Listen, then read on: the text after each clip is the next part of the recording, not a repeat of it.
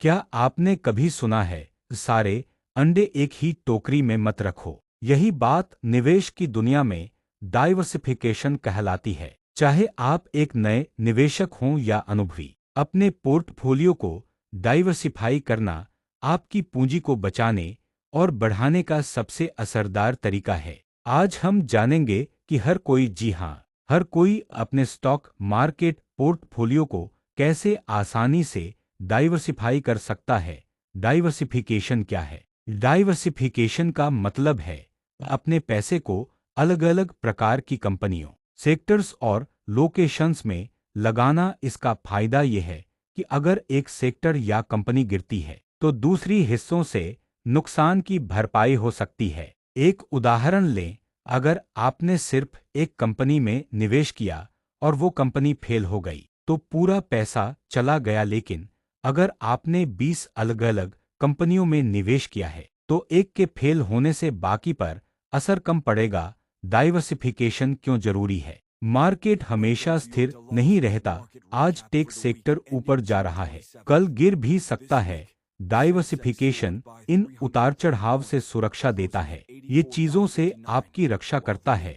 किसी खास सेक्टर की गिरावट, जैसे 2008 में फाइनेंस सेक्टर का क्रैश, किसी कंपनी में घोटाला जैसे एनरॉन या येस बैंक स्कैंडल, वैश्विक घटनाएं जैसे कोविड-19 का असर। यह तरीके कैसे करें डाइवर्सिफिकेशन? अब बात करते हैं कैसे करें डाइवर्सिफिकेशन। ये रहे 6 आसान तरीके जिन्हें कोई भी अपना सकता है। एक, अलग अलग सेक्टर्स में निवेश करें। सिर्फ टेक्नोलॉजी या सिर्फ बैंकिंग में निवेश न करें। सेक्टर्स जैसे हेल्थ केयर, कंज्यूमर गुड्स, धर्म, इंफ्रास्ट्रक्चर, एनर्जी, फाइनेंस। इससे एक सेक्टर डूबे तो बाकी संभाल सकते हैं। दो, बड़ी, मंझोली और छोटी कंपनियों का मिश्रण रखें। बड़ी कंपनियां जैसे TCS या रिलायंस स्थिर होती हैं, जबकि छोटी कंपनियों में जोखिम भी ज्यादा और रिटर्न भी ज्यादा हो सकता है। एक संतुलित मिश्रण बेहतर होता है। तीन, देशी और विदेशी स्टॉक्स में निवेश करें। सिर्फ भारत में ही नहीं, अंतर्राष्ट्रीय बाजारों में भी निवेश करें, जैसे अमेरिका, जापान, यूरोप या उभरते बाजार इमर्जिंग मार्केट्स। पूर्णविराम, ग्लोबल एथ्स इसमें मददगार हैं।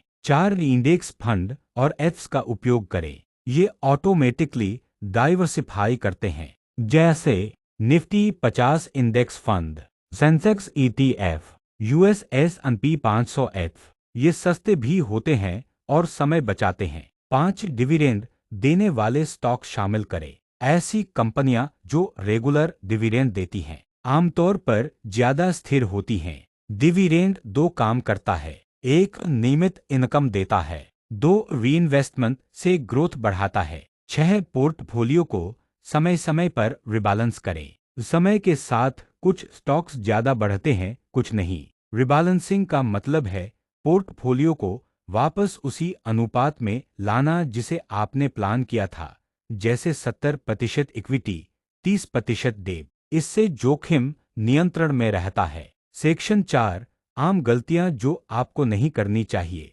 डाइवर्सिफिकेशन करते समय इन गलतियों से बचें। ओवर डाइवर्सिफाई न करें। बहुत ज्यादा कंपनियां रखने से आपका रिटर्न पतला हो सकता है। हाइप के पीछे न भागें। जो स्टॉक ट्रेंड में है, जरूरी नहीं कि वो आपके लिए सही हो। अपने लक्ष्य न भूलें। आपकी स्ट्रेटेजी आपकी उम्र, जोखिम लेने की क्षमता और फाइनेंशियल लक्ष्यों के हिसाब से होनी चाहिए। सेक्शन 5, कुछ टूल्स जो मदद कर सकते हैं। ये टूल्स और एप्स आपकी मदद कर सकते हैं। जीरो द कॉइन ग्रोवर, अब स्टॉक्स आसान और कम खर्चे में फंड्स खरीदे। Small case theme based portfolio, ET money, IND money portfolio tracking और एनालिसिस।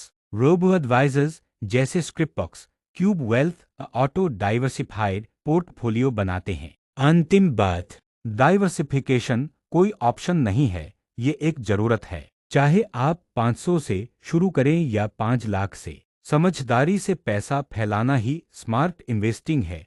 तो आज ही अपने पोर्टफोलियो पर एक नज़र डालिए, क्या वो डाइवर्सिफाइड है? अगर नहीं, तो तो अभी शुरुआत करें, क्योंकि समझदारी से निवेश करना ही सुरक्षित निवेश करना है। धन्यवाद। निवेश करें, लेकिन सोच समझकर, और हेम फॉलो और सब्सक्राइब करें।